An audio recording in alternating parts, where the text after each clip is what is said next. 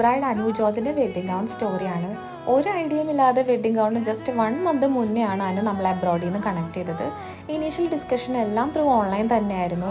ഒരു simple mermaid ഗൗണാണ് നമ്മൾ last decide ചെയ്തത്. മെറ്റീരിയൽസ് എല്ലാം ഡയറക്റ്റ് കണ്ട് ഓർഡർ കൺഫേം ചെയ്യാനായിട്ട് ബ്രൈഡിൻ്റെ സിസ്റ്റർ ഡയറക്റ്റ് ടിയാനയിലേക്കും വന്നിരുന്നു.